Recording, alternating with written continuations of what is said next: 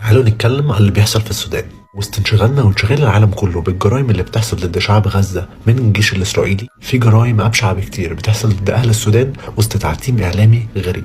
أهل السودان عايشين في مجازر بقالهم أكتر من 8 شهور من حوالي يوم 15 إبريل، بعد ما قامت حرب في مدينة الخرطوم اللي هي عاصمة السودان بين القوات المسلحة السودانية وميليشيات اسمها قوات الدعم السريع، وده اللي أدى لحدوث كارثة إنسانية حقيقية. أكتر من 7 مليون نازح اضطروا إن هم يهربوا من السودان لكل البلاد المحيطة، وأكتر من 2 مليون مصاب وجريح، وللأسف أكتر من 10,000 تقرير اغتصاب. وده كله حاصل بسبب طول فترة الحرب في السودان، فللأسف حصل فشل أمني، وده اللي زود حالات السرقة والنهب والتدمير وحالات الاغتصاب والتنكيل والتعذيب، الإبادة الجماعية. الجرائم اللي بترتكب في أهل الخرطوم والسودان ما تقلش في البشاعة عن اللي بيحصل في غزة وفلسطين، بس للأسف كلها بتحصل وسط تعتيم إعلامي محدش بيتكلم عنها خالص. للأسف يوم عن يوم بنكتشف بشاعة العالم وانهيار الآدمية، والغريب فعلا إن كل الحاجات اللي بتحصل دي بتحصل على حدود